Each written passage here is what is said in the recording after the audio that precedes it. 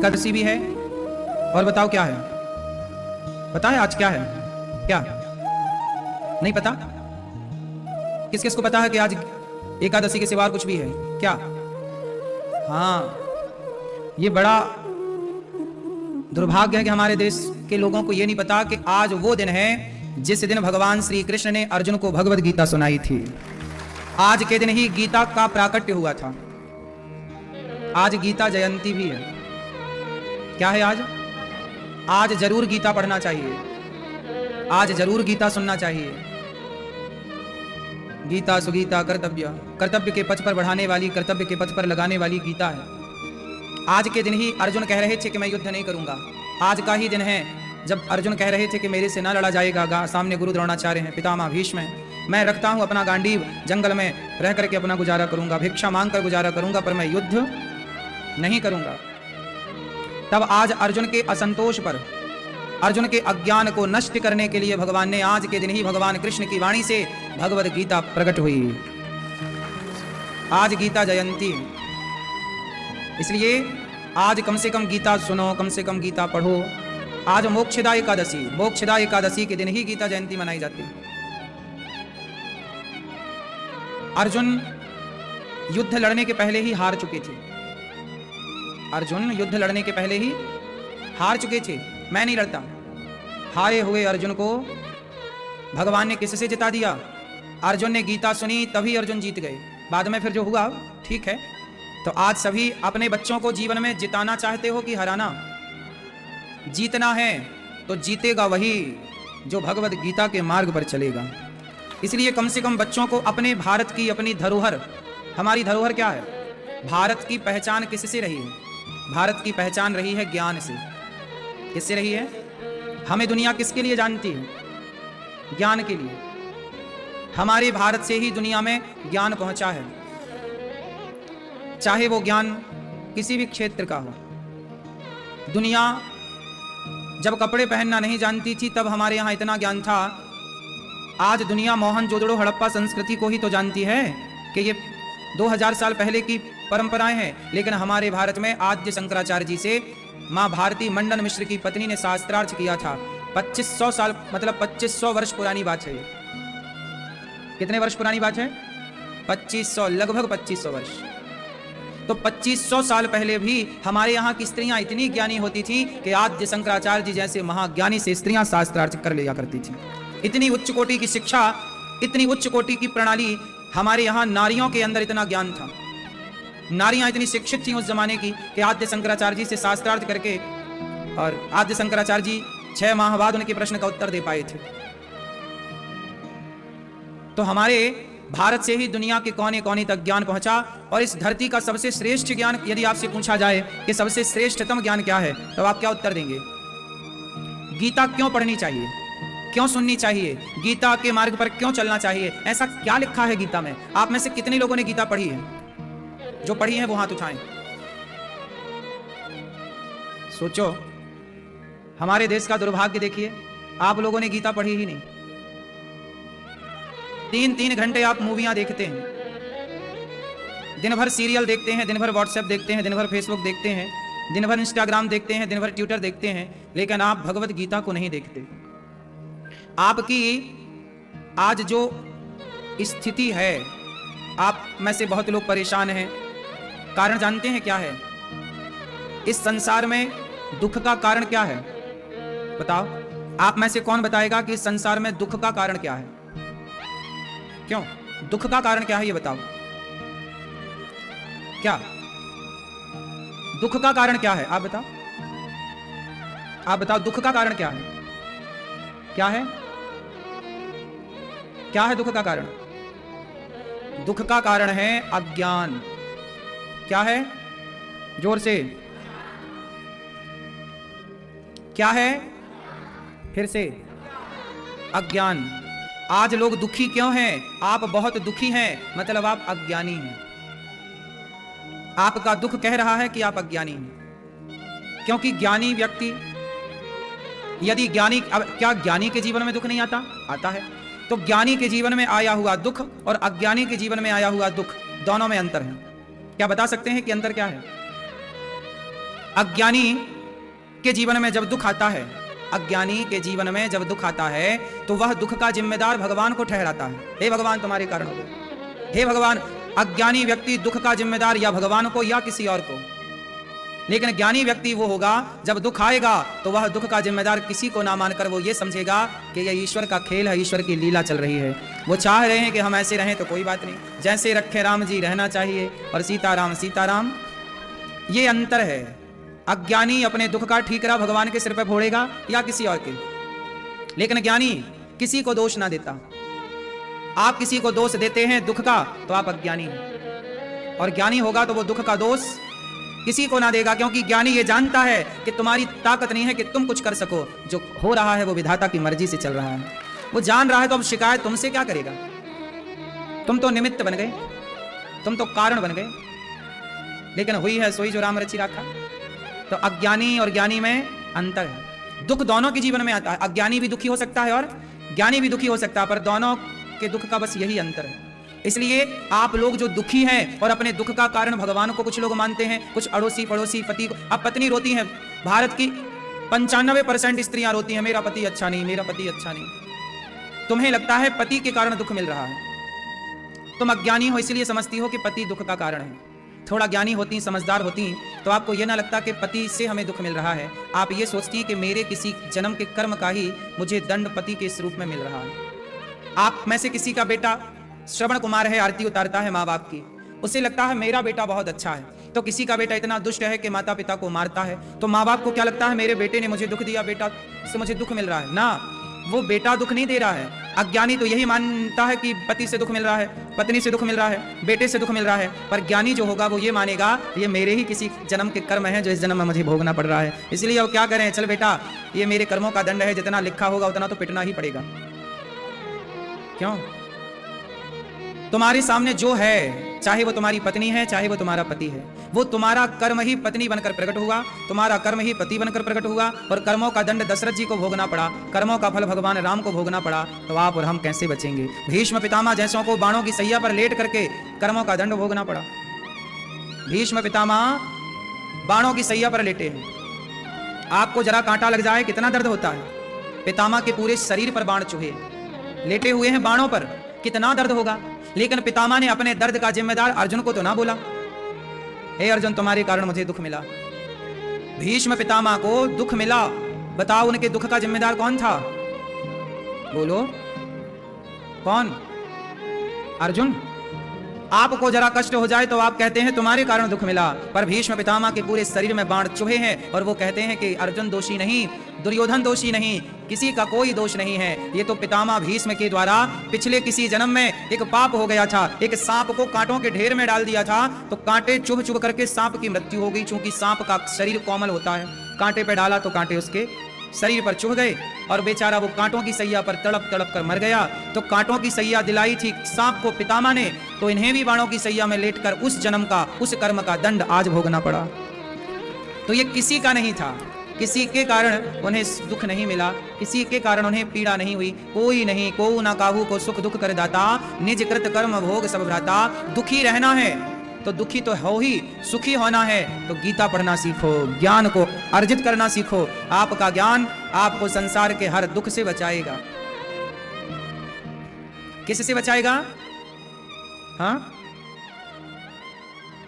यदि दुख से बचना है तो ज्ञानी व्यक्ति ना हर परिस्थिति में प्रसन्न है। बाणों की सैया लगी है फिर भी पितामह खुश हैं, भगवान की स्तुति कर रहे हैं। आपको तो जरा संकट आ जाए, हे भगवान तुम्हारे कारण इतनी बड़ी हम भक्त थे, तुम्हारी इतनी पूजा की, फिर भी हमारे जीवन में दुख आया।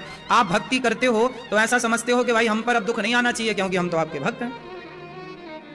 क्यों? भक्त हो तो दुख नहीं आएगा? अरे दुखों से आप घबराते हो, आप लोग ना डरपोक हो, दुखों से डरते हो। काहे डरते हो दुखों से? अरे जैसे सुख आपके जीवन में आया तब तो आप सुख से डरे नहीं, ए सुख भैया मत आना, नहीं आओ सुख आओ। जब सुख को बुलाया, जब सुख का आनंद लिया, तो बताओ दिन में रहे हो तो रात में रहना पड़ेगा कि नहीं?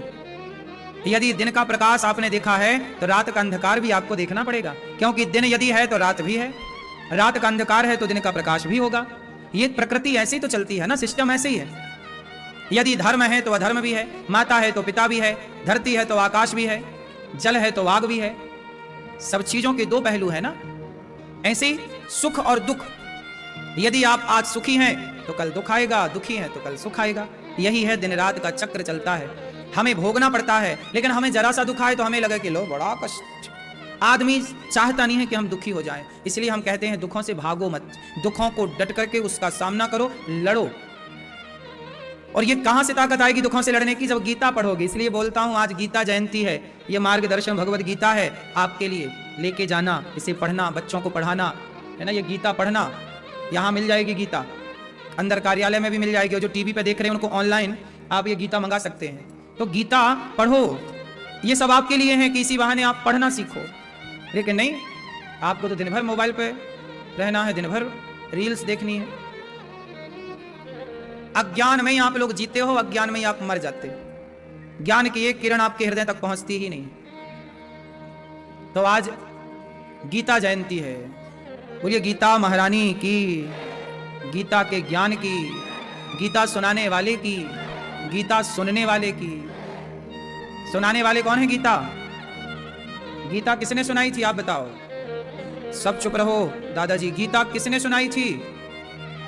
किसको सुनाई थी? कहां सुनाई थी?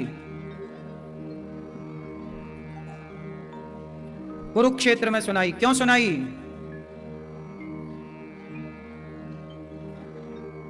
क्योंकि अज्ञान के शिकार हो गए अर्जुन। कब सुनाई? द्वापर के अंत में सुनाई। द्वापर के अंत में सुनाई। किस युग में सुनाई गई गीता? बोलो, किस युग में गीता सुनाई गई? द्वापर में। किसने सुनाई? भगवान श्री कृष्ण ने। किसको सुनाई? अर्जुन को। कहां सुनाई? कुरुक्षेत्र में। क्यों सुनाई? अज्ञान का नाश करने के लिए, अर्जुन के भीतर के अज्ञान का। यदि गीता से अर्जुन के अज्ञान का नाश हुआ है तो हमारे और आपके भीतर का अज्ञान भी गीता से समाप्त हो जाएगा। नहीं होगा? तो आज से मुझे पक्का प्रॉमिस करो कि अपने बच्चों को थोड़ी सी एक एक श्लोक भी, आप एक हफ्ते में एक श्लोक भी पढ़ पाएं और पढ़ा पाएं तो भी गीता की रक्षा होगी। कितने लोग बच्चों को गीता पढ़ाएंगे बताओ? पढ़ाओ गीता। आप में से किस किस के घर में गीता है? अरे आपके घर में गीता नहीं है तो रखी बस है क्या? आरती करते हो आप, जय जय गीता देवी है? गीता रखने के लिए तो है, उससे रखने से क्या होगा? दवाइयां रख लो डॉक्टर से लेके, दवाइयां हमारे घर में बहुत रखी हैं, इससे थोड़ी बीमारी जाएगी। दवाइयां रखने से ना बीमारी जाती भैया, दवाई खाने से बीमारी जाती है। गीता रखने से काम ना होगा, गीता पढ़ने से कल्याण होगा, इसलिए पढ़ा करो। आज कौन सी एकादशी है? मोक्षदा। आज हमारे देश में एक बहुत बड़े संत थे, पूज्य श्री सियाराम बाबा, नर्मदा के तट पर रहा करते थे। बहुत समय से ये दास अनिरुद्ध ने भी उनका दर्शन किया है, हम भी दर्शन करने जाया करते थे। आज जानते हो मोक्षदा एकादशी के दिन इनका 116 वर्ष की आयु में, ये केवल पूरे 12 महीने एक लंगोटी लगा के रहते थे, पूरा शरीर ऐसे ही रहता था, सदा भगवान की कथा, भगवान के रामचरितमानस का दिन रात पाठ करते थे।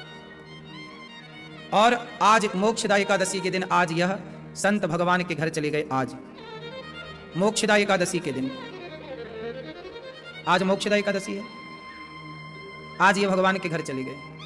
अभी 2-3 दिन पहले किसी ने अफवाह उड़ा दी थी सोशल मीडिया पे कि इनकी जीवन लीला पूरी हो गई।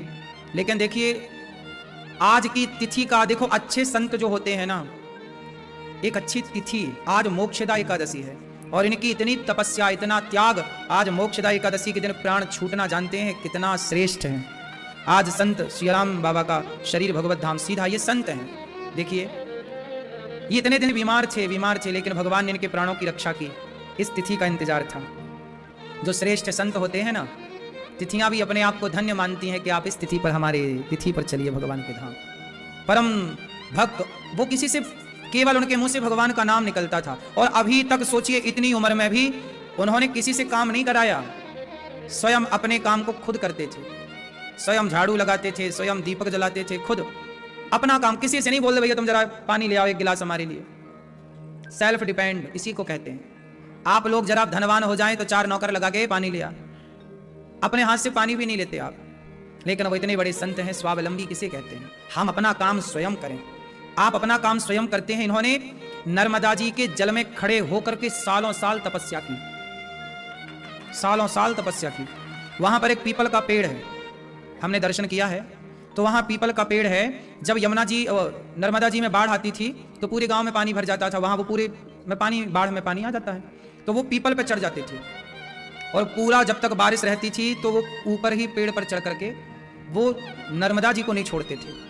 नर्मदा के तट पर भट्ट्यान एक गांव है, खरगोन जिला पीपलगौन के पास भट्ट्यान एक गांव है, वहां पर ये संत जी रहते थे। उच्च कोटि के संत हैं। आज मोक्षदा एकादशी के दिन इनका परम पद हुआ, भगवान ने इन्हें अपने चरणों में स्थान दिया। ऐसे संतों की चरण धूली, ऐसे संतों की कृपा हम पर बनी रहे, क्योंकि ये दास अनिरुद्ध ने भी ऐसे महान संतों का दर्शन किया है। तो ऐसे संतों के चरणों में बैठने का भी हमने सौभाग्य पाया।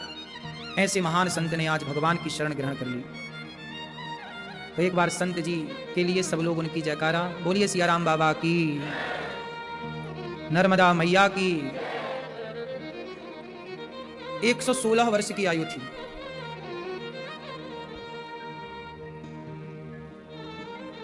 ये भी गांव वाले ना जो भोजन ले आते वो खाया करते थे। भिक्षा जो ले आते, संत तो भिक्षा ही लेता है, गांव के लोग ले आते, आज हमारे घर की रोटी बाबा खाएंगे, तो बाबा खाया करते। बाबा सियाराम बाबा को आप 1000 रुपए देते ना तो वो 1000 रुपया कभी नहीं लेते। 1000 रुपया देने पर 990 रुपए वापस कर देते, सिर्फ 10 रुपए लेते थे। पूरी जिंदगी उन्होंने 10 रुपए लिए और 10 रुपए लेकर के जो देता उनके नाम अपनी डायरी में लिख लेते और 10 रुपए ही लेते, 1 रुपए ज्यादा ना लेते। और 10 रुपए किसके लिए? क्योंकि वहां नर्मदा किनारे ना परिक्रमा लगाने वाले लोग होते थे। नर्मदा की परिक्रमा लगाने वाले, जो परिक्रमा लगाने वाले भक्त थे, उनके लिए सियाराम बाबा भोजन उनको कराया करते थे कि परिक्रमा लगाने वालों को भरपेट भोजन मिले। तो 10-10 रुपया जो भक्त लोग देते उसी से वो उनका भोजन की व्यवस्था करते हैं। सारी जिंदगी उन्होंने केवल भजन किया है और सेवा की है, कोई दूसरा काम नहीं। किसी से बात भी नहीं करते थे वो, कुछ नहीं, किसी ने देखा ही नहीं कि किसी से वो ज्यादा बात करते हो। बस हर समय केवल रामचरितमानस पढ़ते रहते थे, रामचरितमानस रामचरितमानस। तो आप सभी संतों की इस त्याग को, संतों की इस तपस्याओं को, संतों को बदनाम करने के लिए तो बॉलीवुड ने कितनी पिक्चरें बनाई, संतों को कितनी गालियां भी समाज के लोग देते हैं, ढोंगी हैं, पाखंडी हैं, लेकिन संतों के त्याग बलिदान को लोग समझ नहीं पाए, है ना। सच्चाई तो यह है कि संतों को लोग समझ ही नहीं पाते।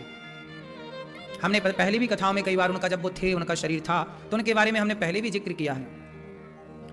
समाज की ये बड़ी विडंबना है कि जब तक लोग होते हैं ना तब तक हम उनको समझ नहीं पाते, जब वो नहीं होते तब समझ में आता है कि कौन थे। अब सोचिए, पूरी जिंदगी में उन्होंने कभी झूठ ना बोला होगा, कभी।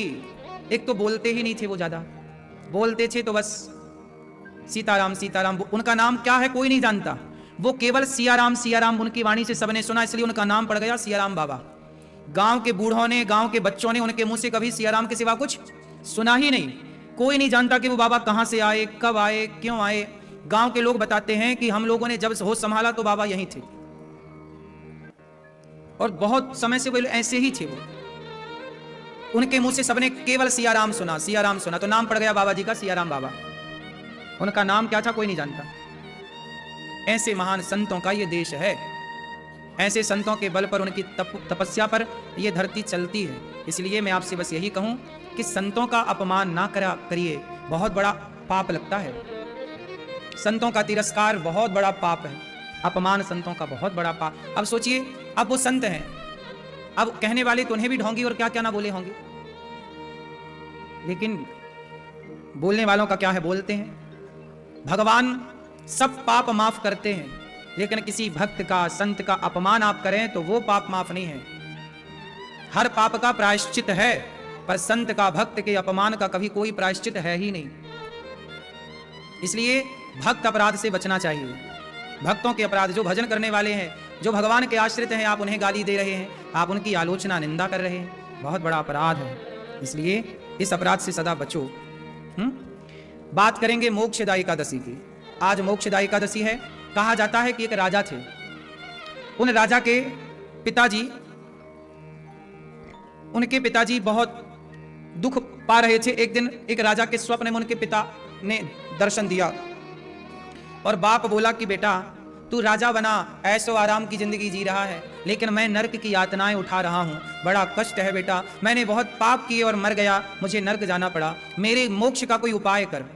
तो राजा सवेरे उठे, अपनी सभा लगाई और गुरुजनों से कहा, गुरुदेव आज हमारे स्वप्न में पिताजी आए और पिताजी ने कहा कि हमारे मोक्ष के लिए तुम कुछ कार्य करो, तो आप लोग बताएं कि मोक्ष के लिए क्या करें। तो कहा, गुरुजनों ने, संतों ने कहा कि आप श्रीमद् भागवत जी का श्रवण कराइए अपने पिताजी को। उन्होंने श्रीमद् भागवत जी का श्रवण कराया और वह कथा आज के दिन अर्थात मोक्षदा एकादशी के दिन जब पूरी हुई तो कथा भागवत सुनने से और एकादशी के दिन उन्होंने एकादशी का व्रत किया। राजा ने अपने पिता के लिए कि आज मैं जो व्रत करूंगा उस व्रत का फल मेरे पिता को प्राप्त हो। तो कहा जाता है कि आज जो भी आप लोग व्रत रखते हैं एकादशी का, तो एकादशी का व्रत रखने से, आपके व्रत करने से आपके पूर्वजों को, आपके पितरों को उसका फल प्राप्त होता है, और जिनका मोक्ष नहीं हुआ आपके एकादशी व्रत से उनका मोक्ष हो जाता है। इसलिए इस एकादशी का नाम पड़ा मोक्षदा एकादशी, क्योंकि यह एकादशी पूर्वजों को मोक्ष प्रदान करने वाली है। और हमें भी जीते जी करें एकादशी तो हमारे पितरों का तो कल्याण है, हमारा भी कल्याण है। इसलिए एकादशी का व्रत सबको करना चाहिए। आप माता पिता हैं, आप करें। अपने बच्चों को छोटी सी आयु से ये सिखाएं कि बेटा एकादशी के दिन आपको भोजन नहीं करना। उस दिन बच्चों को केला खिलाएं, सेब खिलाएं, फल खिलाएं, इत्यादि सिंघाड़े के आटे का प्रयोग कर लें, और बच्चों को भी बचपन से आदत डालें। अब आप कहते महाराज जी बच्चा है, अरे बच्चा है तो रोटी ही क्यों खाए, फल भी तो खा सकता है। हम ये थोड़ी कह रहे हैं कि तुम भूखे रहो। महाराज जी एकादशी कैसे रहे, हमारे घर में बच्चे हैं, हमारे घर में बूढ़े हैं। अरे भैया तो तुम्हें रोटी ही और चावल ही काहे ठूसना है? ऑप्शन ना हो तो बताओ। आप बच्चों को बचपन से ये धारा में जोड़ो कि बेटा आज एकादशी, उन्हें बताओ बेटा आज एकादशी है। धीरे धीरे वो बच्चे जब बड़े होंगे तब उन्हें आएगा कि आज एकादशी है। हमारी माँ ने, हमारे पिता ने बताया है कि एकादशी में क्या करते हैं, तो बच्चों को फिर पढ़ाने की जरूरत ना पड़ेगी, माँ बाप सिखा चुके होंगे। अब आपके घर में क्या होता है ना कि आपके घर में कुछ लोग एकादशी करते हैं, जैसे सयाने लोग करते हैं, बहू करती है। आज आपके घर में 2 लोग एकादशी करते हैं तो 4 लोग एकादशी नहीं करते, या एक जन एकादशी करता है तो एक जन एकादशी नहीं करता। ये सब सही नहीं है। वैष्णवों का घर है, गृहस्थों को पति पत्नी बच्चों के सहित सबको एकादशी करना चाहिए। बच्चा चाहे 5 साल का हो या 10 साल का, उसे भी आप खिलाओ ना, बेटा आज एकादशी है, आज तुम्हें रोटी नहीं मिलेगी, आज चावल नहीं मिलेगा, आज दाल नहीं मिलेगी, आज तुम्हारे लिए केला मिलेगा, आज तुम्हारे लिए कोई बढ़िया मखाने की खीर बना लो, मखाने की खीर बना लो, सिंघाड़े के आटे की पूड़ियाँ बना लो, बच्चों को सिंघाड़े के आटा खिला दो। बच्चों के लिए और भी बहुत सारी चीज़ें हैं, आप प्रयोग कर सकते हैं। सिंघाड़े के आटे में थोड़ा सा केला मिला करके और फिर उसे पूड़ी बनाने से बहुत अच्छी पूड़ी बनती है। तो हेल्दी भी हैं चीज़ें और बच्चे धीरे धीरे सीखेंगे। अब आप सिखाना ही नहीं, महाराज जी बच्चा रो रहा है चावल, अरे चावल एक दिन ही खाएगा तो कोई मर थोड़ी जाएगा। एक दिन आप लोग रोटी नहीं खाओगे और केला खा लोगे, फल खा लोगे, बाकी फलाहारी चीज खा लोगे तो मर जाओगे क्या? बताओ, पूछो अपने घर वालों से। हम एकादशी नहीं करते, काहे नहीं करते, क्यों नहीं करते? एकादशी भारत के सब सनातनियों को, हिंदुओं का, सनातनियों का सबसे बड़ा पर्व है एकादशी। एकादशी सब व्रतों में श्रेष्ठ व्रत है एकादशी। आज के दिन किया गया दान, आज के दिन किया गया पुण्य मोक्ष को देने वाला है। नाम ही मोक्षदा एकादशी है। इस महीने का नाम क्या है? ये तो एकादशी का नाम। इस महीने का नाम कौन सा महीना चल रहा है? है? कौन सा महीना चल रहा है? मीन्स पाप। हन मतलब पाप का जो हनन करे, हनन मतलब समाप्त। जो पाप का हनन करने वाला माह है वो अघहन है। तो ये अघहन है जो पाप का क्षय करता है। और इस दिन गीता मार्ग दिखाने वाली और मोक्ष दिलाने वाली इस महीने पर मोक्षदा एकादशी 12 महीने में इस महीने पर शुक्ल पक्ष की, अघहन के शुक्ल की मार्गशीर्ष शुक्ल एकादशी को ही मोक्षदा एकादशी कहते हैं, जो कि साल में एक बार आती है। इसलिए कहता हूं कि आज जो एकादशी है सामान्य एकादशी नहीं है, विशेष एकादशी है। तो आप भी व्रत रखें और इस एकादशी के दिन पुण्य करें कि आज हम किसी साधु को अन्न दान करने का, फलाहार दान करने का, वस्त्र दान करने का कुछ संकल्प लें। आज गौरी गोपाल आश्रम में जितने साधु आए रोज अन्न क्षेत्र बढ़ता है, पर आज एकादशी के दिन उनके लिए क्या बांटा गया? फलाहार, जो व्रत में खाया पिया जाता है। आज आप लोगों ने भी गौरी गोपाल जी की रसोई में देखा होगा, मतलब खाना है, भात ही खाना है, रोटी खाना है। गजब की मानसिकता है देश की। भात के बिना नहीं रहते लोग इस देश में, रोटी के बिना नहीं रहते। जबकि आपके स्वास्थ्य के लिए अन्न से ज्यादा फल हितकारी है। अन्न से ज्यादा फल आपके लिए क्या है? सुपाच्य है। बताओ रोटी सुपाच्य है कि फल सुपाच्य है? रोटी खा, आप किसी को रोटी चावल दाल खवाओ और किसी को फलाहार खवाओ, मतलब फल खिलाओ, तो फल खाने वाला ज्यादा जिएगा, रोटी खाने वाला ज्यादा ना जिएगा। फल खाने वाला जब तक जिएगा स्वस्थ रहेगा, रोटी खाने वाला बीमार पड़ेगा। लेकिन नहीं, आपको तो ठूस ठूस के खाना है, 12 बजे रात को ठूसना है। व्रत करना सीखिए। एकादशी कर नहीं किए तो वैष्णव काहे के फिर भगवान को सबसे प्रिय एकादशी है। हम ये नहीं कहते कि आप भूखे रहो, हम आपके लिए कहते हैं कि आप भूखे बिल्कुल मत रहिए। व्रत का मतलब भूखा रहना नहीं, व्रत का मतलब होता है प्रतिज्ञा, संकल्प। आज से मैं व्रत लेता हूं कि कभी झूठ नहीं बोलूंगा, आज से मैं व्रत लेता हूं कभी किसी का दिल नहीं दुखाऊंगा, आज से व्रत लेता हूं कि मैं कभी किसी की हत्या हिंसा नहीं करूंगा। यह व्रत है, यह व्रत होता है। तो आप भी व्रत लीजिए कि आप भी मन से किसी का दिल ना दुखाएंगे, वाणी से कुछ ऐसा ना बोलेंगे कि किसी का दिल दुखे। आप भी अच्छे व्रत लीजिए, अच्छे कार्य इस एकादशी को कीजिए। और आप भी अपने बच्चों को आज से बैठिए, खुद गीता पढ़िए, गीता में क्या लिखा है समझिए, थोड़ा थोड़ा 2-2 लाइन बच्चों को पढ़ाइए, कहानी के तौर पर दीजिए। यही संस्कार है। गीता के राह पर चलेंगे ना तुम्हारे बच्चे, तो लिखकर गारंटी देता हूं और लेता हूं, आपको लिखित में दूंगा, तुम्हारे बच्चे गीता पढ़ेंगे, रामचरितमानस पढ़ेंगे, तो तुम्हें माता पिता को भगवान की तरह पूजेंगे। और गीता रामायण नहीं पढ़ाओगे ना, तो जवानी आते ही सबसे पहले तुम्हें निकाल के बाहर करेंगे तुम्हारे बच्चे घर से। आजकल के जो बच्चे अपने माँ बाप को नहीं चाहते, घर से निकाल देते हैं, वो कौन बच्चे हैं? वही तो हैं जिन्होंने गीता नहीं पढ़ी, रामायण नहीं पढ़ी, राम और भरत के बारे में, राम और कौशल्या के बारे में नहीं जानते। गीता पढ़ने वाला बालक, गारंटी लेता हूं मैं उस बच्चे की, जो गीता पढ़ेगा वो सदा अपने माँ बाप का आदर करेगा। लेकिन आप अपने बच्चों के इतने बड़े दुश्मन हैं कि आपने सब कुछ पढ़ाया, बस गीता नहीं पढ़ाई। इसलिए आजकल के बूढ़े लोग अपने बच्चों से सम्मान नहीं पा रहे हैं। तुम्हारा बेटा तुम्हें कुत्तों की तरह रोटियां देने लग गया, तुम्हारी बहुएं तुम्हें भजती नहीं है बिल्कुल। तुम्हारी बेटी तुम्हारा सम्मान तो करती है, मामा मेरी माँ, लेकिन वही तुम्हारी बेटी अपनी सास का सम्मान नहीं करती। ऐसे ही तुम्हारे घर में जो बहू है वो तुम्हारा सम्मान नहीं करती, वो अपनी माँ का सम्मान करती है। मतलब बेटियां माँ का सम्मान करेंगी तो भारत बेहतर होगा, कि बेटियां बहू का सम्मान, सास का सम्मान करेंगी तो भारत बेहतर होगा। भारत को बेहतर बनाना है तो बेटी माँ का सम्मान करे या बेटी सास का सम्मान करे? कौन सी बेटी से भारत उज्जवल होगा? बेटी माँ का सम्मान करे या बेटी सास का सम्मान करे? बोलो। लेकिन आज बेटियां माँ का सम्मान करती हैं। ये बात सही है कि गलत है?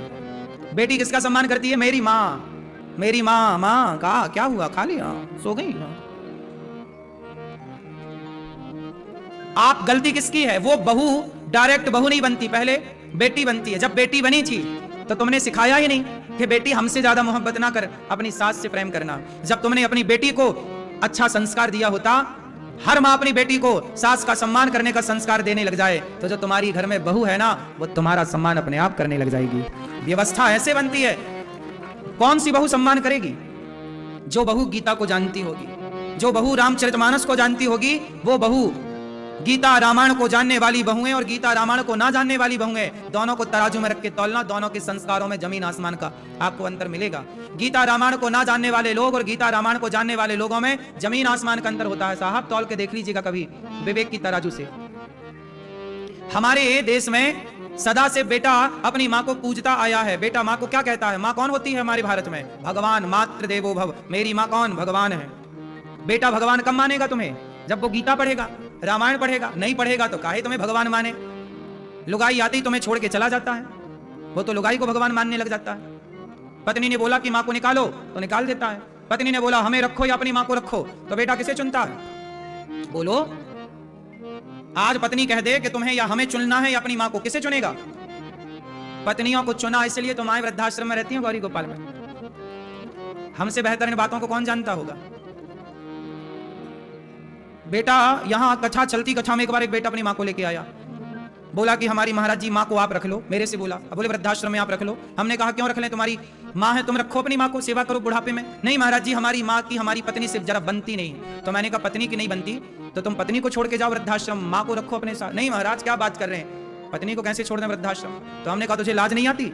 माँ को वृद्धाश्रम छोड़ने आ गया, उसे काय के इलाज छोड़ के चला गया, उसे रोकते रहे नहीं रुका, चला गया।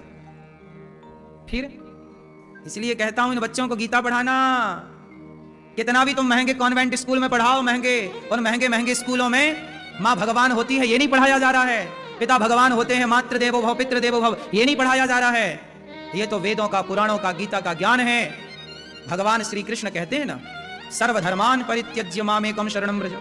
भगवान कृष्ण कहते हैं ना कि कर्मण्येवाधिकारस्ते मा फलेषु कदाचन। भगवान कृष्ण कहते हैं ना, स्वधर्मे निधनम श्रेयः परधर्मो भयावह। भगवान कृष्ण गीता में कहते हैं न मे भक्त्या प्रणश्यति, न मे भक्त्या प्रणश्यति। भगवान कृष्ण गीता में कहते हैं अवश्यमेव भोक्तव्यम। भगवान कृष्ण गीता में कहते हैं कि जब अर्जुन ने पूछा कि मन बड़ा चंचल है तो अभ्यासेन तु कौन्तेय वैराग्येण च गृह्यते। ये गीता कितने अनमोल वाक्य हैं कि जिन वाक्यों को दुनिया कॉपी कर रही है। गीता अद्भुत है साहब। गीता पढ़ा है ये दास अनिरुद्ध ने, शास्त्रों को थोड़ा पढ़ा है अनिरुद्ध ने, इसलिए ये दास अनिरुद्ध इन बेसहारा वृद्ध माओं की सेवा कर पा रहा है। समाज की टूटी फूटी सेवा जो बन रही है कर पा रहा हूं। तुम्हारी तरह मैं भी कॉन्वेंट स्कूल में पढ़ा होता तो महंगी शराब एक हाथ में लेकर के दूसरे हाथ में महंगी सिगरेट लेकर तुम्हारे मुंह में धुएं का गुब्बारा फेंक रहा होता। क्यों जी? तुम्हारी तरह मैंने भी यदि कॉन्वेंट स्कूल से शिक्षाएं पाई होती तो आदमी अपनी मां की सेवा कर नहीं रहा है और गौरी गोपाल आश्रम में 290 माताएं रहती हैं। यह है शिक्षा का अंतर। तुम भी पढ़े हो तुम्हारी पढ़ाई को, हम भी पढ़े हैं हमारी पढ़ाई को। तुमने अंग्रेजों वाली पढ़ाई पढ़ी, हमने ऋषियों वाली पढ़ाई पढ़ी। तुमने वो पढ़ा जो तुम्हें अंग्रेजों ने सिखाया, हमने वो पढ़ा जो हमें ऋषियों ने सिखाया। तो ऋषियों ने सिखाया है कि मां भगवान होती है, अंग्रेजों ने कभी नहीं सिखाया कि मां भगवान होती है। हाँ, अंग्रेज थोड़ी मां को भगवान मानते हैं, बोलो हाँ। अंग्रेज थोड़ी भगवान, अंग्रेज जो इंग्लिश देशों में तो 18 साल का लड़का होता है मां को छोड़ के चला जाता है। वहां थोड़ी कोई मां भगवान, पिता भगवान, वहां कोई मां के पांव धो के थोड़ी पीता है। पूरी दुनिया में मां के पांव धोने की परंपरा केवल भारत में है। और दुनिया का कोई व्यक्ति मां के पांव धोता हुआ दिखा हो तो बताओ। मां के पांव धोकर के पीने की परंपरा कहां है? केवल भारत में। और भारत में भी सनातनियों के पास, पूरे भारत में नहीं। भारत में बहुत सारे लोग रहते हैं, भारत में भी केवल सनातनी अपने मां के पांव धोता है और मां के पांव के धोमन को चरणामृत मान करके पीता है। बोलो हाँ। आप लोगों ने शायद कभी ना भी पिया हो, कुछ लोगों ने पिया भी हो।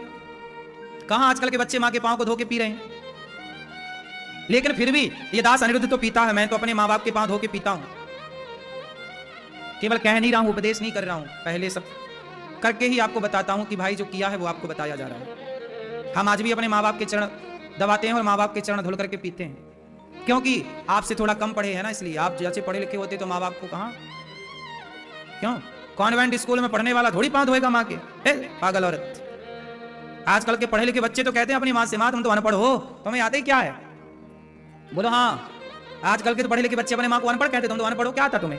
वो तो हम जैसे अनपढ़ गंवार हैं जो अपने माँ बाप के पांव धो के पीते हैं, माँ के पांव दबाते हैं, वृद्ध माँ के। वरना पढ़ा लिखा बेटा माँ के पांव दबाए तो उसकी तो नाक कट जाए। आजकल पढ़े लिखे लड़कों को तो शर्म आती है, वो माँ के पांव दबाए। सब तरह की सेल्फी लेके डालते हैं बच्चे, सब तरह का स्टेटस लगाते हैं बच्चे। शायद कोई बच्चा हो जो माँ के पांव दबाते हुए का स्टेटस डालता हो, सेल्फी लेता हो, शेयर करता हो। माँ बाप के पांव दबाने का, माँ बाप के चरण धोने का, कहां कोई सेल्फी ले रहा है माँ बाप के पांव धोने की? कहां कोई माँ बाप के चरणामृत लेने की सेल्फी और वीडियो और अपडेट कर रहा है स्टेटस? बात सही है। हर तरह का स्टेटस है, जीभ निकाल के, आड़ी तिरछी और ये चश्मा पीछे लगाए के, आगे लगाए के, सब प्रकार का स्टेटस मिलेगा आपको। आजकल के छोरों की स्टाइल देख रहे हैं आप, सब करने को तैयार हैं, हाँ या ना? लेकिन क्या मजाल के वो माँ के पांव दबाते हुए की एक फोटो जरा डाल दे, उन्हें शर्म आती है, यार तू क्या पांव दबाता, बता, इतना पढ़ा लिखा है।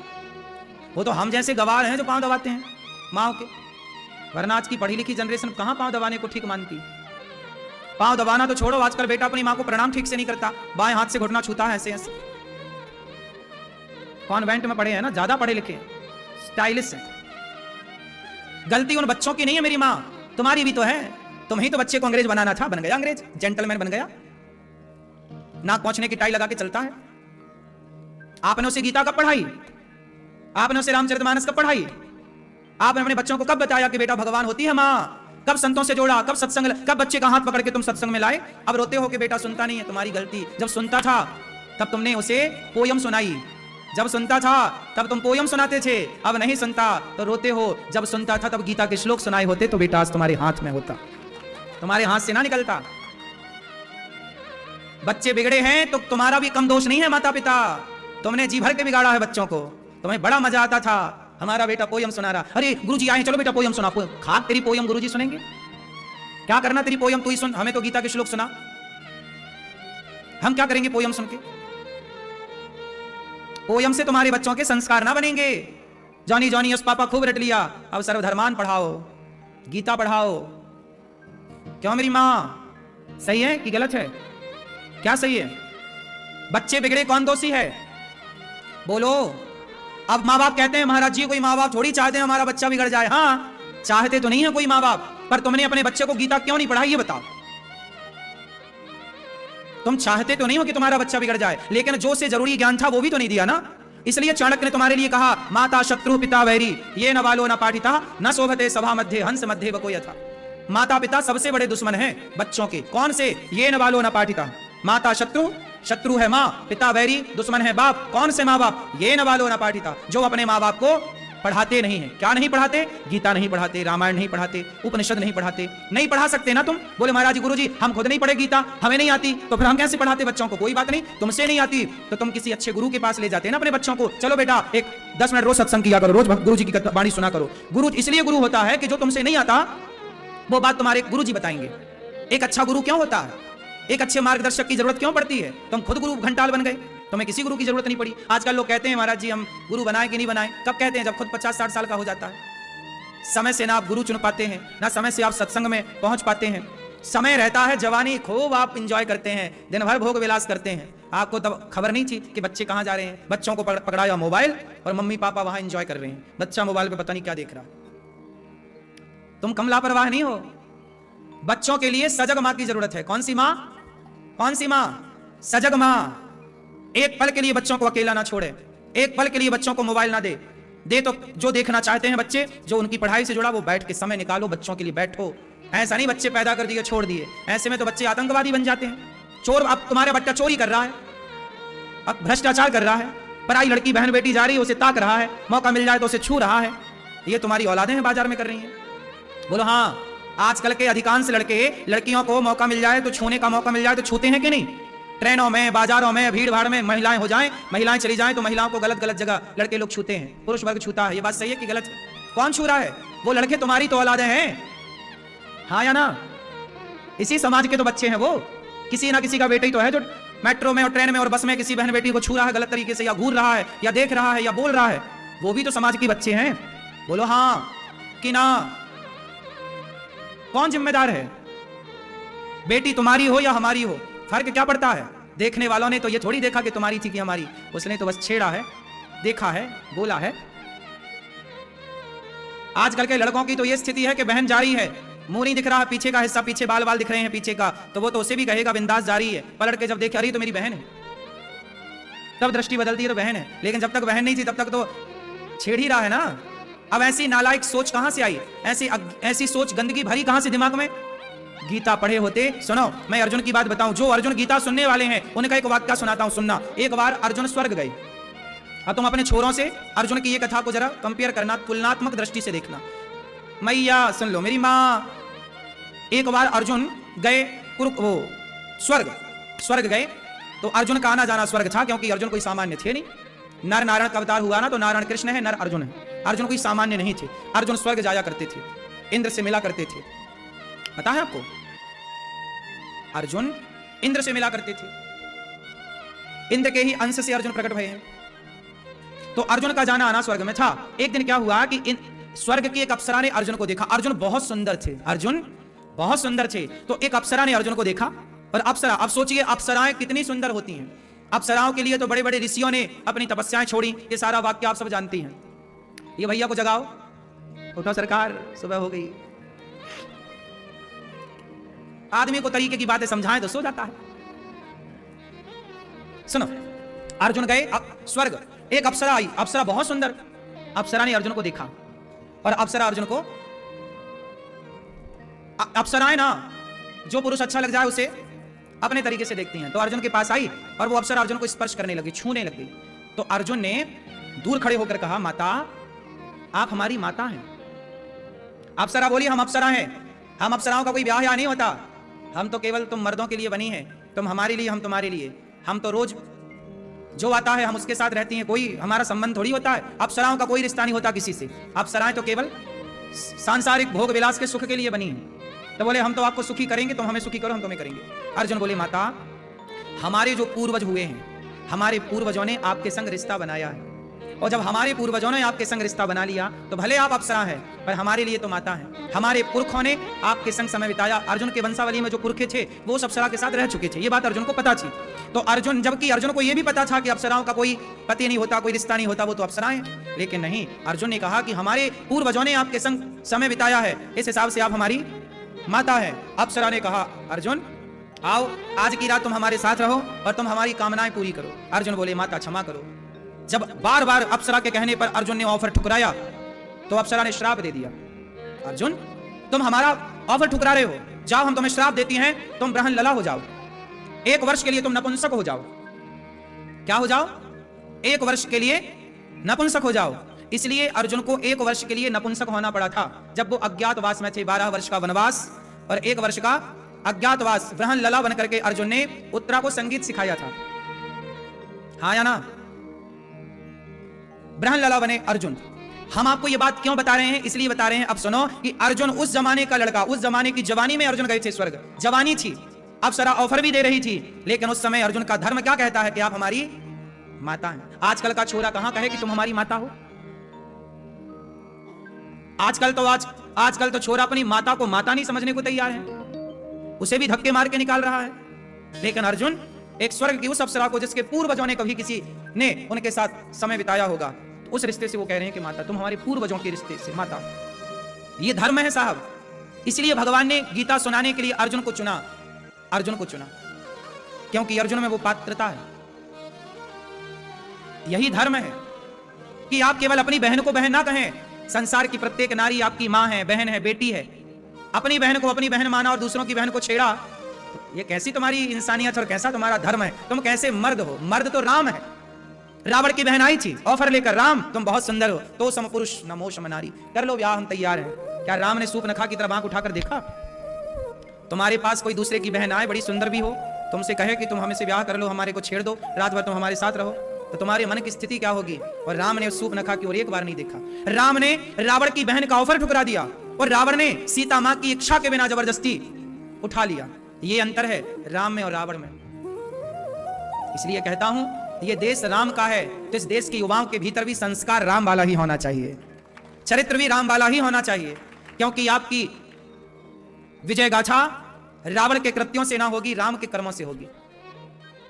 इसलिए गीता पढ़ना जरूरी है, राम को जानना जरूरी है, और केवल जानना जरूरी नहीं है दोस्तों, राम के आदर्शों पर चलना जरूरी है। कोई बहन बेटी आज कहने लग जाए कि जी हम तुम्हारे साथ रहना चाहते हैं, कहने दीजिए लोगों को, लेकिन आप अपने धर्म पर इस तरह स्थित रहिए कि किसी का कहना आपके मन को भटका ना सके।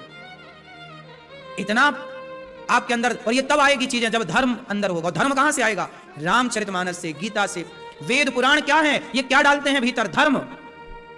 धर्म कहां से आएगा? गीता से आएगा। गीता पढ़ो। राम गीता पुस्तक छोटी सी आती है, 20 रुपया 10 रुपया की गीता प्रेस गोरखपुर निकालता है। जेब में रखो ना गीता, भैया गीता रख के चलना सीखो। जहां समय मिल जाए निकाला और देखने लगे गीता क्या लिखा है। अर्थ वाली गीता आती, इतनी सी छोटी सी आती, देख लो। ये सब बदलाव हो सकता है। मैं जिस भारत की बात कर रहा हूं, मैं जिन युवाओं की बात कर रहा हूं, बदलाव हो सकता है यदि आप बदलना चाहें तो। आओ हम अपने आप को बदलें, आप अपने आप को बदलें, हर माँ बाप अपनी विचारधारा को बदलें और बच्चों को पढ़ाएं, धर्म पढ़ाएं। जिस दिन आप बदल लोगे विचारधारा और बच्चों को धर्म पढ़ाने लग जाओगे, उस दिन देख लेना कि बच्चों की स्थिति कैसी है। उस दिन तुम्हारी बेटी हो या बेटा हो, दोनों सही मार्ग पर ना चलें तो देख लेना। रास्ता भटक ही इसलिए रहे हो क्योंकि तुमने धर्म पढ़ा ही नहीं। तुमने पढ़ाई केवल वासनाओं की है। पैसा कमाओ, अर्थ कमाओ और भोग भोगो, बस। ये 2 से तीसरा कुछ नहीं पढ़ा आपने और ना आपके बच्चों ने। तुमने वही पढ़ा है जो रावण पढ़ता है।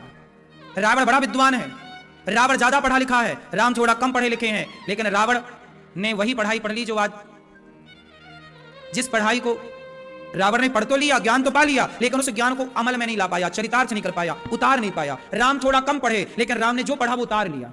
विद्या कौन सी अच्छी है? हम बहुत ज्ञान हासिल करने इससे ना होगा, हम उस ज्ञान पर चल कितना पाए। आप में से भी बहुत लोगों को ज्ञान है, सबको ही पता है कि झूठ बोलना पाप है, नदी किनारे सांप है, लेकिन पता तो है क्या चल पाए सत्य के राह पर? पता होने से काम। आज आप जितने लोग बैठे हैं, कोई अज्ञानी थोड़ी है, सबको पता है कि झूठ बोलना पाप है। आप सबको पता है कि ये क्या सही है क्या गलत है, पता तो सब है, पर उतार नहीं पा रहा है जीवन में। शराबी को पता है कि शराब पीने से नुकसान होता है, गुटखा खाने वाले को पता है कि गुटखा खाने से नुकसान होता है, पर छोड़ कहां पा रहा है? पता होने से थोड़ी काम होगा, पता तो बहुत कुछ है। गुटखा में लिखा है गुटखा खाना स्वास्थ्य के लिए हानिकारक है, शराब की बोतल में लिखा है शराब पीना स्वास्थ्य के लिए हानिकारक है, सिगरेट में लिखा है कि सिगरेट पीना स्वास्थ्य के लिए हानिकारक लिखा है। तुम कहां पढ़ पा रहे हो? और पढ़ भी लेते हो तो उतार कहां पा रहे हो? ऐसी विद्या किस काम की कि तुम्हें पता सब है पर उतरा जीवन में कुछ नहीं। तो वैसे पता होने से भी कुछ ना होगा। रावण को सब पता था कि पराई औरत को देखना गलत है, पराई औरत को छूना गलत है, सब पता था, लेकिन फिर भी ले आया। तो पता होने से क्या होगा? इसलिए आपको पता बहुत है, उससे काम ना होगा। आप उस पता हुए ज्ञान को जीवन में उतारा कितना आपने, ये बताओ। बदलाव कहां से होगा कि आपने उस ज्ञान को क्या उतारा, क्या उस ज्ञान पर चले। एकादशी सबको करनी चाहिए, सबको पता है, कर पाए क्यों मेरी मां? इसलिए कहता हूं केवल बातें ना करो। तुम बातें तो बड़ी बड़ी करते हो, लेकिन वो बातें करते ही बस हो। जो ज्ञान आप दूसरों को दे रहे हो वो ज्ञान खुद भी तो नहीं उतर पा रहा है। और ये दास अनिरुद्ध जितना आपको कह रहा है, लगभग बहुत अधिक से अधिक कोशिश रहती है कि मैं पहले जीवन में उतारूं, फिर वह ज्ञान आप तक पहुंचाऊं। हम जितना उतार पाते हैं उतना ही आपसे कहते हैं, ज्यादा बड़ी बातें नहीं करते आपसे। इसलिए आप भी जीवन में ज्ञान को उतारो। ठीक है, कितने लोग जीवन में उतारेंगे ज्ञान को जो पता है? कितने लोग उतारेंगे? पराई औरत को क्या देखोगे, कैसे देखोगे? बड़ी है तो माता, बराबर की है तो बहन, छोटी है तो बेटी। क्यों भैया, पीले भैया देख पाओगे? तुम्हारी हंसी कह रही है कि तुम और कुछ देखना चाहते हो। देखोगे? नहीं देखोगे। मां के रूप में नहीं देखोगे, बहन के रूप में देखोगे।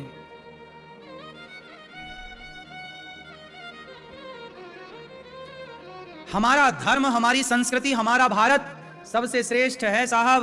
पर क्या हो गया है आज के युवाओं को, क्या हो गया है आज के लोगों को? ये अपनी बातें, अपने वेद धर्म, अपना धर्म ग्रंथ पढ़ते ही नहीं।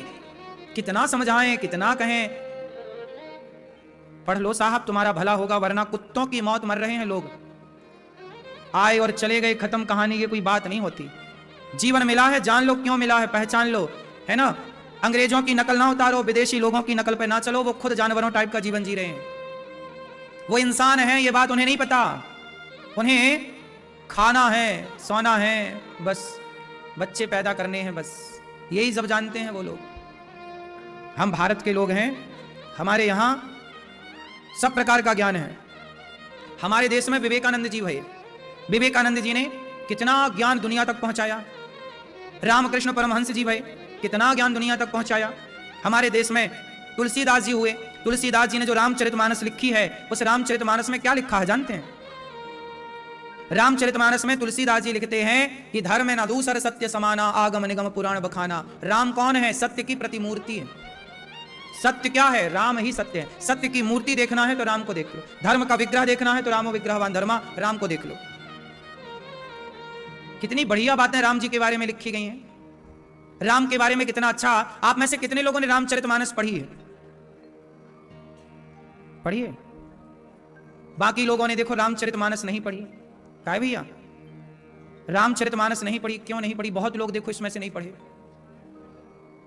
रामचरितमानस पढ़िए, अपने धर्म ग्रंथ पढ़िए। कितने वेद हैं हमारे? बोलो चारों के नाम। ठीक है, ऋग्वेद, यजुर्वेद, सामवेद, अथर्ववेद, 4 वेद। हमारे यहां पुराण है 18। कितने पुराण? 18 पुराण, 4 वेद। हमारे यहां दर्शन अलग है, उपनिषद अलग है। 108 उपनिषद है। सबका सार, सब ना पढ़ पाओ ना, एक गीता सबका सार है।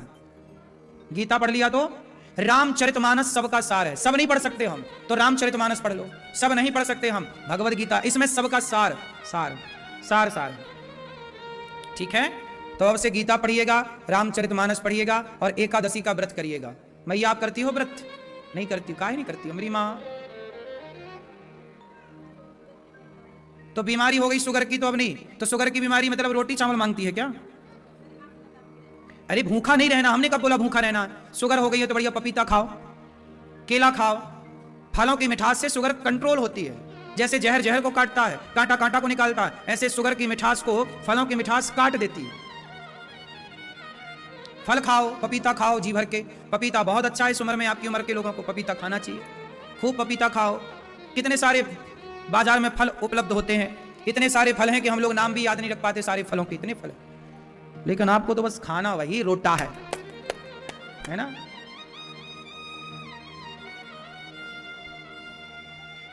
एकादशी किया करो मैया, है ना। तो आज से कितने लोग अगली बार से एकादशी करेंगे जो नहीं कर पाए इस बार? कितने लोग कर पाएंगे एकादशी? क्यों आप करोगे एकादशी? सही, आप अभी हो एकादशी, कुछ खाए हो? क्या खाए? हाँ, फल फूल खाओ। आप करोगे एकादशी? तुम अगली बार से करना, इस बार किए हो, अगली बार करोगे? कब आती है एकादशी? हाँ, अगली एकादशी फिर आएगी, फिर करना, कर ही लेना, पक्का वादा। बेटा आप करोगी एकादशी? छोटी तुम करोगी एकादशी? करना बेटा, हाँ तुम भी करना एकादशी। फल खाना ढेर सारे उस दिन।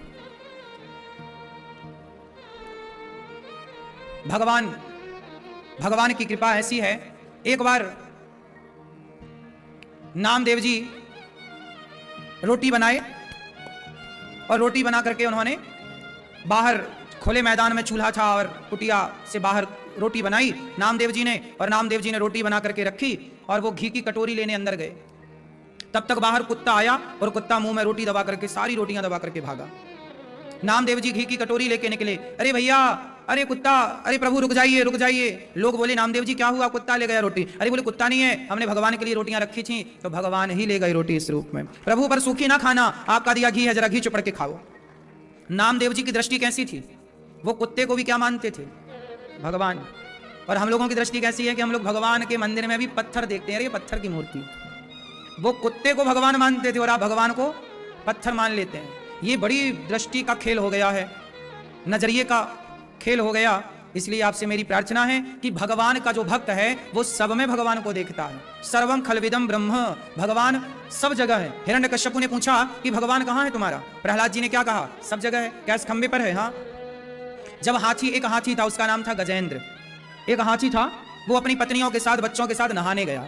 हाथी तो झुंड में रहता है, हथनी के साथ अपने छोटे छोटे बच्चों से हाथी लोग बहुत प्यार करते हैं और बहुत संगठित रहते हैं हाथी।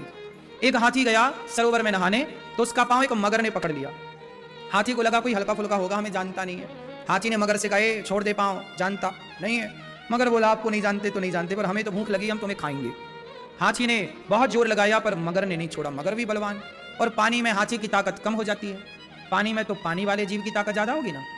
अब हाथी कितना जोर लगाए, पानी में ले गया खींच के। हाथी सबको बुलाता रहा, पत्नी को, सुनती हो भाग्यवान, देखो हाथी मगर ले जा रहा। पत्नी ने सूंड से सूंड मिलाई, जोर लगाया, पर पानी के भीतर किसका जोर चले। पत्नियां ऊपर आके खड़ी हो गई, बच्चे ऊपर आके खड़े हो गए। हाथी बीच सरोवर में जाकर के बस डूबने की स्थिति में पहुंचा। हाथी ने देखा कि अब कोई बचाने वाला नहीं। पत्नी दूर खड़ी तमाशा देख रही है, बच्चे दूर खड़े। अच्छा ये बताओ, जब किसी की मृत्यु आती है तो सब लोग खड़ी तो रहते हैं ऐसे हाथ बांधे, देखते ही तो। आप देख ही तो सकते हो, कोई यमराज जी से बात थोड़ी कर सकते हो कि भाई साहब जरा हम कह रहे हैं रुक जा थोड़ा। ये दुनिया देख ही सकती है, कुछ कर नहीं सकती। हाथी को अब समझ में आया कि ये परिवार के लिए मैंने सारा जीवन निकाल दिया, ये परिवार के लिए मैंने सब कुछ सहा, लेकिन आज मेरे अंतिम समय में मेरा परिवार काम ना आया। अच्छा किसी के अंतिम समय में परिवार काम नहीं आता? मौत आएगी तो परिवार की थोड़ी यमराज से दोस्ती है कि वो फोन लगा के रोक देंगे। क्यों जी? है आप में से किसी की दोस्ती है? यमराज जी से बातचीत होती है? क्यों नहीं होती हो तो बताओ, फोन लगवा दिया करेंगे आपसे उनको। नहीं, कोई दोस्ती नहीं किसी की, कोई काम आता ही नहीं है साहब।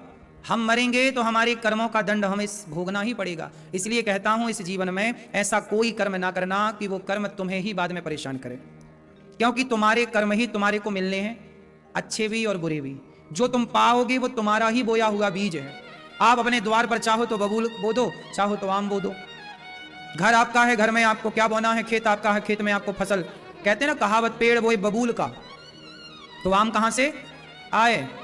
जब पेड़ बबूल का ही बोए हैं, सदा हमने लोगों से नफरत की है, सदा हमने लोगों के साथ बुरा किया है, सदा हमने निंदा की है, सदा हमने चुगली की है, सदा हमने बेईमानी की, सदा हमने गलत काम किए, तो फिर हमें अच्छा थोड़ी मिलेगा। क्यों भैया? इसलिए आप लोग बस जो भी काम करना वो ये सोच के करना कि ये हम अपने लिए कर रहे हैं, क्योंकि जो आज हम व्यवहार आपके साथ करेंगे, जैसे हमने आज आपका सम्मान किया, यदि हमने आज आपके साथ अच्छा किया, आपका सम्मान किया, तो पलटकर आप भी हमारा सम्मान करोगे, वो पलटकर हमें ही मिलेगा। अच्छा, हम आपको गाली दें, हम आपके गाल में एक थप्पड़ मार दें, आपको अपमानित करें, तो यदि हमने आपको अपमानित किया, हमने आपका अनादर किया, तो वो अनादर हमने आपका नहीं किया, हमने अपना ही अनादर किया है। वो अनादर हमारा हमें मिलकर रहेगा, किसी के द्वारा मिले पर मिलेगा जरूर। ये बात सही है कि गलत है? आपने किसी को एक थप्पड़ मारा, आप भूल गए मार के, लेकिन याद रखना कि शेर को सवा शेर मिलता है। तुमने किसी को थप्पड़ मारा होगा तो ये वो थप्पड़ तुम्हें वापस मिलना तो है, ये याद रखो कि मिलेगा। अब तुम्हें कौन वो थप्पड़ मारता है, कब मारता है, वो विधाता डिसाइड करेंगे, लेकिन वो एक थप्पड़ तुम्हारे को वापस मिलना जरूर है। सही है? तुमने किसी को एक गाली दी, बस दे दी ना, अब वो तुम्हारे को गाली वापस आएगी जरूर। और तुमने किसी को एक रोटी खवा दी, तुमने किसी का भला कर दिया, तो तुमने किसी का भला किया है, तो तुम्हारा भला करने कोई बैठा है जो तुम्हारा भला करेगा। दोनों वापस आती हैं चीजें, भला कीजिए भला होगा, बुरा कीजिए बुरा होगा। यही कर्जा चुकाना है, सजन रे झूठ मत बोलो प्रभु के, ना हाथी है ना घोड़ा है, वहां पैदल ही जाना है, सजन रे झूठ मत बोलो प्रभु के पास जाना है। इसलिए आप ऐसा कोई भी कर्म ना करें कि जो पलट के आपको दुखी करे। इसलिए संसार में कोई दुख नहीं देता किसी को, व्यक्ति का कर्म ही उसे पलट के मिलता है। और लोगों को लगता है वो दुख दे रहा, वो दुख दे रहा, वो कोई नहीं। दशरथ जी तड़प तड़प के मर गए, राम राम, तो राम राम के लिए तड़प के मर गए, तो दशरथ जी काहे मर गए? क्योंकि दशरथ जी ने जो बोया था वो फसल काटी। दशरथ जी के कारण एक बाप तड़प तड़प के मरा था अपने बेटे के लिए, श्रवण को मारा ना, तो श्रवण के माँ बाप मर गए ना, तड़प तड़प के मेरे बेटे को मार दिया, दशरथ जी ने बाण मार दिया श्रवण कुमार को। जब आपने किसी के बेटे को मारा और उसके माँ बाप तड़प तड़प के मर गए, तो तुम्हें भी तड़प तड़प के तो मरना ही था। बोलो हाँ, आपका किया ही तो आपके सामने आकर खड़ा होगा। इसलिए किसी को दोषी ना बनाओ, अच्छे कर्म करना साहब। ये दास अनिरुद्ध हर बुरे काम से डरता है, मुझे डर लगता है। आप लोग डरते हैं कि नहीं? आजकल लोग कहते हैं हमें तो ब्रह्मा से डर नहीं लगता। हाँ, आजकल का आदमी निडर हो गया है। हमें डर लगता है, हमें डर लगता है कि कहीं आपका दिल ना दुख जाए, क्योंकि आपका दिल दुखेगा तो आपके भीतर बैठे भगवान का दिल दुख जाएगा। हमें डर लगता है कि हमारी वाणी से कोई परेशान ना हो जाए, हमारे व्यवहार से कोई परेशान ना हो जाए। हमें डर लगता है पाप करने से, हमें डर लगता है झूठ बोलने से, हमें डर लगता है छल करने से, हमें डर लगता है निंदा करने से, हमें डर लगता है बेईमानी करने से। क्या करें साहब, डर लगता है, क्योंकि हमारा किया हमें ही मिलना है। भैया बात सही है? आपको डर लगता है? आजकल डर नहीं लगता, बहुएं खूब लड़ती हैं सास से। नहीं डर लग रहा है कि तेरी बहू आएगी तेरे से और ज्यादा लड़ेगी। कहां डर रही है आज की बहुएं? और आजकल की सास भी कहां डर रही है कि अब मरने के समय खड़ी हूं बहू से, अब काहे लड़ूं, काहे उल्टा सीधा बोलूं दिन भर बुढ़ापे में। वो भी तो खौ खौ खौ खौ करती रहती है। ये नहीं कि चुपचाप दो रोटी खाए पड़ी रहे, भजन करे भगवान का। तुम्हें भी तो बोलना रहता बुढ़ापे में। बूढ़े लोग ना अपना नुकसान खुद कर लेते हैं, जरूरत से ज्यादा बोलते हैं। बुढ़ापे में चुप रहना चाहिए, ज्यादा नहीं बोलना चाहिए। बच्चों को समझाओ, सही ज्ञान दो, बात ठीक है, लेकिन अब चुप होने का टाइम है, चुप रहो, भगवान का चिंतन करो।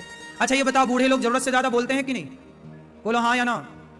बोलते ना, वे मतलब का बोलते हैं, दिन भर बोलते। उनको लगता हम ज्यादा ज्ञानी हैं, तुम कुछ नहीं जानते। अच्छा, माँ बाप को लगता हम ज्यादा ज्ञानी है और बच्चों को लगता हम ज्यादा ज्ञानी है। माँ बाप को लगता तुम कुछ नहीं जानते, बच्चों को लगता तुम कुछ नहीं जानते। अब भगवान जाने कौन जानता है। हाँ।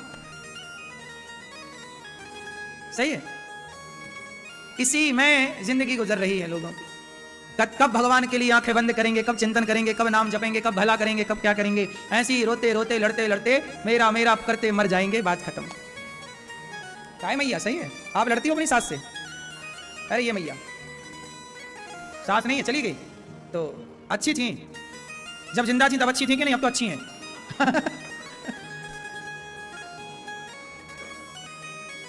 ये कौन सास है आपकी? तब भी अच्छी थी। अच्छा है। मैया तुम्हारी सास अच्छी थी कि नहीं? नमक भी ताला में रखती थी ना सास तुम्हारी, धनिया मिर्च सब ताला में रखती थी। हाँ, पहले की सास ना नमक भी ताले में रखती थी। बहू रोती मैं नमक खा जाऊंगी, क्या ताले में रखी है सास। आजकल कुछ ताले में नहीं रखा जाता, इसलिए लोग बिगड़ रहे हैं, जरूरत से ज्यादा खर्चे हो रहे हैं। पहले आदमी के पास कुछ नहीं था फिर भी सुकून था, क्योंकि खर्चे नहीं थे। आज सब कुछ है फिर भी आदमी के पास सुकून नहीं है। पहले के लोग बहुत जिम्मेदार थे, वो एक एक पैसे की कीमत जानते थे। आजकल लोग पैसे की वैल्यू नहीं समझते। आजकल के छोरा 1 लाख रुपया का मोबाइल रखते हैं, वो कमाई कितनी है? 1 रुपया नहीं कमाता, और मोबाइल 1 लाख का। 1 लाख की क्या कीमत है? आज के बच्चों को क्या पता कि 1 लाख कैसे आते हैं। जब खुद मेहनत करेंगे तो जानेंगे कि 500 कैसे आते हैं। तो पहले पैसों की कदर थी, पहले दाने की कीमत थी। पहले गांव का जो बड़ा आदमी होता था, सबसे बड़ा आदमी, यदि उसे रास्ते में कहीं गेहूं के दाने नजर आ जाएं, चने के दाने नजर आ जाएं, तो वो बैठ जाता था और सड़क में पड़े हुए चने और गेहूं के दाने समेट लेता था, जबकि वो गांव का सबसे बड़ा आदमी था। लेकिन रास्ते में पड़े हुए अन्न की कदर करता था कि ये चावल है, ये दाना है, ये पांव के नीचे ना आए। क्यों जी, बात सही है? मैंने रास्तों से लोगों को गेहूं और चने और दाना समेटते देखा। क्यों? बात ये नहीं कि हमारे घर में तो बहुत भरा है, हम क्यों समेट, नहीं। उनकी श्रद्धा अन्न के प्रति इतनी थी कि अन्न पांव के नीचे ना आए। अन्न ब्रह्म है, अन्न का दुरुपयोग ना हो। लेकिन आज शादी ब्याह तुम करते हो तो एक बारात और खा के चली जाए, इतना तो बचता है बारात खाने के बाद। इतना दुरुपयोग है अन्न का आज। बोलो हाँ, सही है। पहले अन्न का दुरुपयोग नहीं था। पहले रोटी बनाने के बाद रोटियां बच जाएं तो मैया रख लेती थी। सवेरे बच्चों को बासी रोटी सरसों का तेल चुपड़ के नमक धुरक करके दे देती थी, और बासी रोटी सरसों के तेल चुपड़ के नमक का ढेला लेके बच्चे खा लेते थे। हम लोग खा लेते थे, हम लोग बचपन ऐसी गुजारी। पहले बासी रोटियां लोग खा लिया करते थे। बोलो हाँ। आजकल के बासी रोटी कहां खाएं? सही है। आप में से कितने लोगों ने बासी रोटियां खाई हैं? पहले अन्न की कदर थी, अन्न की कीमत थी, अन्न का लोग सम्मान करते थे। बात सही है। आज अन्न का सम्मान लोग नहीं करते। आजकल के बच्चे अन्न का कहां सम्मान करते हैं? पहले आदमी थाली में जब खाने के लिए बैठता था तो थाली सामने आती थी तो पहले थाली को प्रणाम करते थे लोग। हे अन्नपूर्णा माता, आपकी कृपा है तो घर में खाने को है। अन्न को प्रणाम करके फिर भगवान को प्रणाम किया जाता था। भगवान को भोग लगा के लोग रोटी तोड़ते थे, रोटी खाते थे।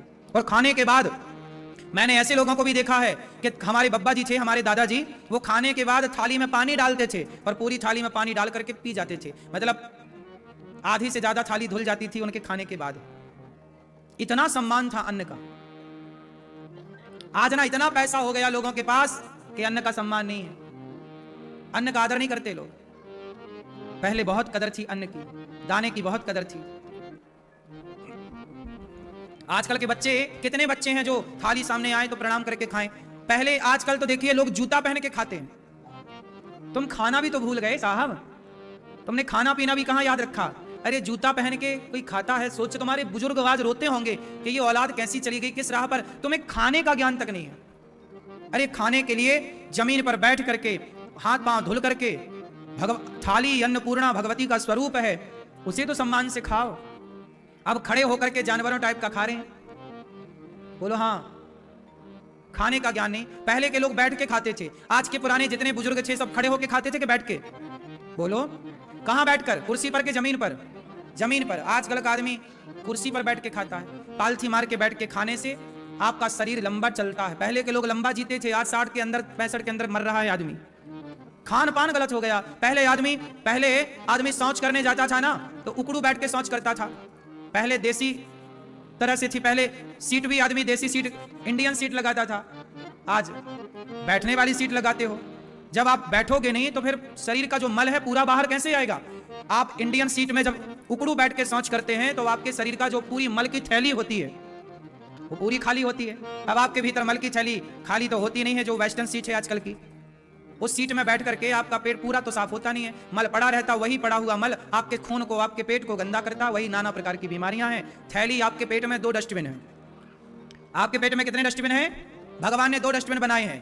एक वॉशरूम, एक बाथरूम आपके भीतर भरी रहती है, वो थैली में भरी रहती है। जब आप बैठ करके लघु शंका करते हैं तो पूरी थैली खाली होती है ना। और दूसरा मल की थैली। मल में, शरीर में जो आप खाते हो ना, अभी भी आप बैठे हो तो आपका शरीर एक काम कर रहा है। आपके शरीर का खाया हुआ, आपका भोजन खाया हुआ, उस भोजन का कुछ पदार्थ जाके खून बनता है, कुछ पदार्थ जाकर के मांस बनता है, तो कुछ जाके मल बन रहा है। मल की थैली में वो इकट्ठा हो रहा है, अभी भी हो रहा है जब आप यहाँ बैठे, क्योंकि पेट अपना काम वो कर रहा है, भीतर सिस्टम चल रहा है, वो बंद नहीं है। तो आपके शरीर में 2 थैलियां होती हैं, एक मल की, एक मूत्र की।